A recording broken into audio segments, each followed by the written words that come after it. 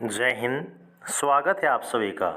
तो BRO grief की तरफ से आप सभी के लिए एक नई अपडेट है कि जो आपके नए एडमिट कार्ड हैं वो आपके आउट हो चुके हैं। तो किस पोस्ट के एडमिट कार्ड आउट हुए हैं, कट ऑफ के बारे में, एग्ज़ाम डेट के बारे में, जो भी आपकी नेक्स्ट प्रोसेस है ऑफिशियल लिस्ट के साथ चलिएगा सारी बातें डिस्कस करते हैं। तो यहाँ पर देखिएगा, ये है आपकी ऑफिशियल लिस्ट जो कि आपकी इलेक्ट्रिशियन की पोस्ट की आउट की गई है। इसका एडीबीटी नंबर है 03/2022। यहाँ पर जो आपकी पहली अपडेट है कि जो आपकी कट ऑफ है वो किसी भी कैटेगरी में नहीं आपकी तय की गई है। जितने भी आपके एलिजिबल कैंडिडेट हैं उन सभी के जो कॉल लेटर हैं वो आपके जारी कर दिए गए हैं। इलेक्ट्रिशियन की पोस्ट का जो एग्ज़ाम रहने वाला है वो आपका 3 अप्रैल 2023 को रहेगा सुबह के 8 बजे। जो आपका ग्रिफ सेंटर है इसके ऊपर आपको रिपोर्ट करना है, यानी कि आपको सेंटर पर 8 बजे पहुंच जाना है। यहाँ पर अगर बात करें कि आपके एग्ज़ाम डेट में कौन कौन से आपको डॉक्यूमेंट लेकर जाने हैं, तो यहाँ पर देखिएगा, सबसे पहले ये जो आपका ओरिजिनल एडमिट कार्ड है, कौन सा एडमिट कार्ड है जो आपका बाई पोस्ट आपके घर पर आने वाला है। अगर आपका लिस्ट में नाम है तो एडमिट कार्ड घर पर आपका पहुँच जाएगा, तो वो एडमिट कार्ड आपको लेकर जाना है। साथ में जो आपका आधार कार्ड है वो आपको लेकर जाना होगा। इसके अलावा जितने भी आपके कोविड-19 के इंस्ट्रक्शन हैं, आपका मास्क वगैरह, आपके पानी की बोतल, आपका सैनिटाइज़र का बोतल, वो सब कुछ आपको साथ में लेकर जाना होगा। ये सभी आपके इम्पोर्टेंट डॉक्यूमेंट रहेंगे। यहाँ पर जो आपका एडमिट कार्ड है वो आप कैसे चेक कर पाएंगे, तो ये है आपका कंट्रोल नंबर है जो कि आपका रोल नंबर होता है। ये आपका नेम, आपका फादर नेम, आपके डेट ऑफ बर्थ। तो इस तरीके से लिस्ट में जो आपका नाम है वो आप चेक कर पाएंगे। यहाँ पर अगर हम बात करें कि टोटल कितने बच्चे आपके एग्ज़ाम के लिए बुलाए गए हैं, तो वो है आपके 1550 आपके ऐसे कैंडिडेट हैं जिनका कॉल लेटर आपका इशू किया गया है। और चाहे हम आपके इस इलेक्ट्रिशियन के एग्ज़ाम की बात करें या फिर बीआरओ ग्रिफ किसी अदर एग्ज़ाम की बात करें, जो आपकी 100% अटेंडेंस है वो आपकी किसी भी एग्ज़ाम में देखने को नहीं मिली है। इस 1550 में से लगभग आप मानकर चलिएगा कि मात्र आपकी 1100 या फिर 1200 के आसपास जो बच्चे हैं वो आपका एग्ज़ाम देने वाले हैं। तो आपका कंपटीशन लेवल कितना रहने वाला है वो भी आपको बताने वाले हैं। लेकिन इससे पहले अगर आपका लिस्ट में नाम आ जाता है और एडमिट कार्ड आपके घर पर नहीं पहुंचता है, तो आपको क्या करना होगा, इस लिस्ट में जहां पर जिस पेज पर आपका नाम है उसका प्रिंट आउट प्लस में आपके लेटेस्ट फोटोग्राफ और आपका आईडी प्रूफ जो कि आपका आधार कार्ड या फिर ड्राइविंग लाइसेंस है, ये 3 चीज़ आप लेकर जाइएगा। अगर एडमिट कार्ड घर पर नहीं पहुंचता है तो भी आप एग्ज़ाम दे पाएंगे।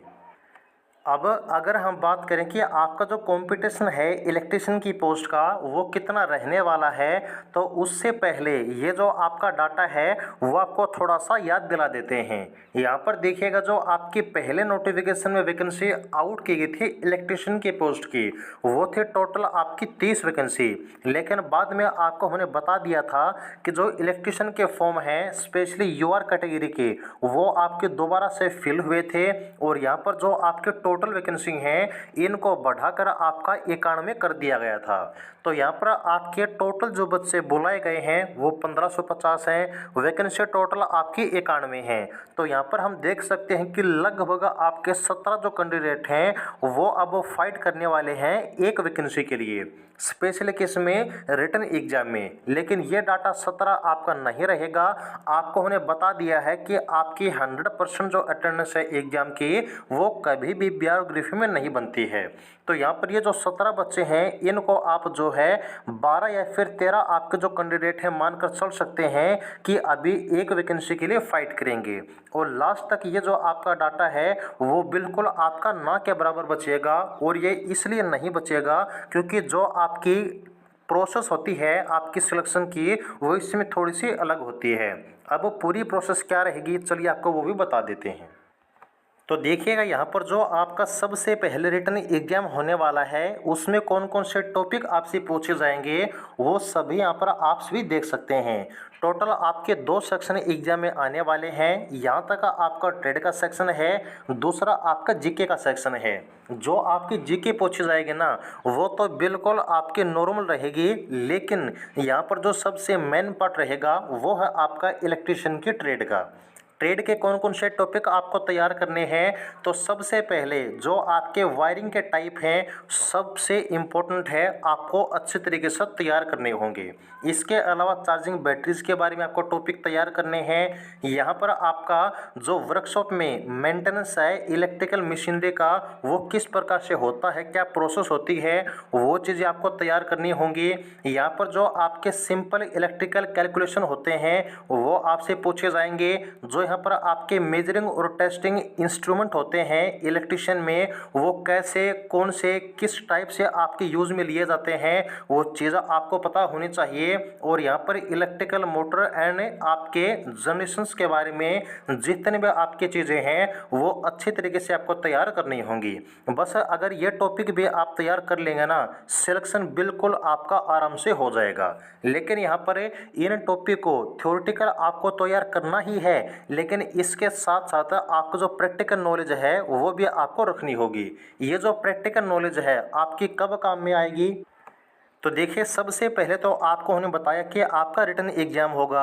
यदि आप रिटन एग्जाम क्लियर कर लेते हैं इसके बाद जो आपकी नेक्स्ट प्रोसेस रहेगी वो है आपका डीवी यानी कि डॉक्यूमेंट वेरिफिकेशन, आपका फिजिकल टेस्ट जो कि 1 मिनट रेस होती है, टाइम आपको 10 मिनट मिलेगा। और तीसरी जो आपकी प्रोसेस होती है वो है आपका प्रैक्टिकल या फिर ट्रेड टेस्ट। इसमें कम से कम यहाँ पर जो आपका 40% स्कोर है वो आपको करना होगा। आपका डीवी, आपका फिजिकल, आपका ट्रेड टेस्ट, ये तीनों ही आपकी क्वालिफाइंग नेचर की होंगी, यानी कि ये सिर्फ आपको पास करनी है, मेरिट में कोई भी इनका जो वेटेज है वो आपको नहीं मिलेगा।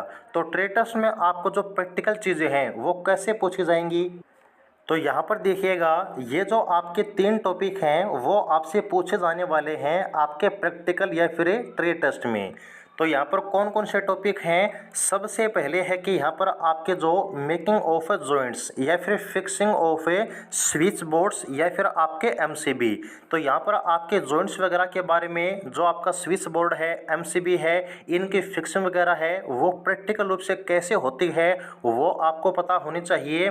यहाँ पर identification of electrical components of जो आपके इक्विपमेंट है, प्लांट्स हैं, यानी कि आपके जो सामने चीज़ें रखी जाएंगी आपसे पूछा जाएगा कि ये जो आपका इलेक्ट्रिकल कंपोनेंट है वो कौन सा है, कहाँ पर यूज होता है, कैसे यूज होता है, आइडेंटिफिकेशन ऑफ टूल से इक्विपमेंट। तो इन सब के बारे में आपको जो चीज़ें हैं अगर आपको प्रैक्टिकल रूप से पता होंगी तो ट्रेड टेस्ट भी आप आराम से पास कर लेंगे।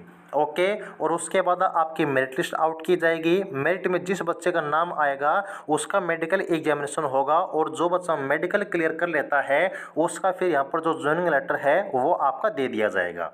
तो ये आपकी प्रोसेस है। कहने का मतलब है कि जो बच्चा मेडिकल तक पहुंचेगा उस टाइम तक कंपटीशन बिल्कुल ना के बराबर बचेगा, यानी कि अगर मेरिट में भी आपका नाम आ जाता है तो भी आपका सिलेक्शन पक्का है। अगर कोई ऐसी दिक्कत आपके शरीर के अंदर नहीं है जो लाइफ टाइम ठीक न हो सके, अगर आप शारीरिक रूप से स्वस्थ हैं तो मेडिकल आपका नॉर्मल होता है, कोई दिक्कत आपको नहीं आएगी। ये थी आपकी पूरी जानकारी, उम्मीद है कि आपको अच्छी लगी होगी। अगर आपको कोई डाउट है तो आप लोग कमेंट सेक्शन में पूछ सकते हैं। आने वाली हर प्रकार की अपडेट के लिए, स्पेशली बीआरओ ग्रिफ के लिए आप चैनल को सब्सक्राइब जरूर कर लीजिएगा ताकि सिंगल अपडेट भी आपसे मिस न हो। जुड़े रहिएगा। जय हिंद।